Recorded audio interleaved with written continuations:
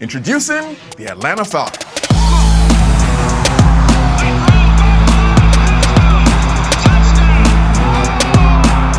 We're bringing the Falcons back for the second time in London Games history. Let's take a look back at the journey of this NFL franchise. Last time the boys in red were in London, they, or should I say we, were involved in arguably the very best game we have ever seen out here, losing to the Detroit Lions 22-21. That was in 2014. Atlanta raced to a 21-0 halftime lead with a pair of Matt Ryan touchdown passes that were undone by Matt Prater's twice taken 48-yard field goal as time ran out in London. What a thriller.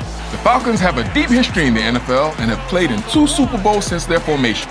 Once in 1998, and the most recent visit to the big game came in the 2016 season. Anyone remember how that ended? With a certain GOAT playing a rather large part.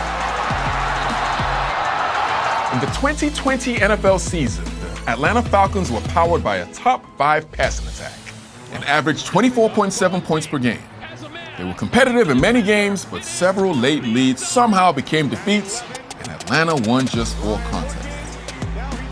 That saw the team move on from head coach Dan Quinn and general manager Thomas Dimitroff, bringing new leadership to Georgia.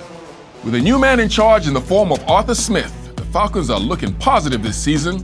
Smith spent the previous 2 seasons as offensive coordinator of the Tennessee Titans and is a creative play caller who led the Titans to their best offensive showing in 16 seasons in 2019 and oversaw the NFL's second-ranked attack in 2020.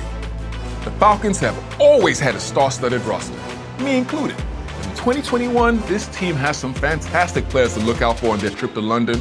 2016 NFL MVP Matt Ryan is a 4-time Pro Bowl quarterback who has topped 4,000 passing yards in each of his last 10 seasons. Wide receiver Calvin Ridley has grown to become one of the receiving stars of the league after catching 90 passes for 1,374 yards in 2020. And then rookie tight end Kyle Pitts has star potential and has the whole league talking about what he might be capable of. With so many great games in Falcons history, it is very, very difficult to pick one that stands out. However, the kicking in is one to not be forgotten. The Falcons reached the Super Bowl for the first time in 1998 after winning one of the greatest NFC Championship games ever played.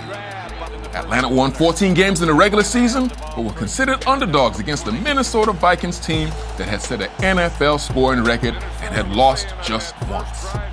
Danish kicker Morten Andersen landed a 38-yard field goal in overtime for the famous 30-27 win. What a game and what a play. With a team like the Atlanta Falcons, there are bound to be some big names who have been taken into the Hall of Fame.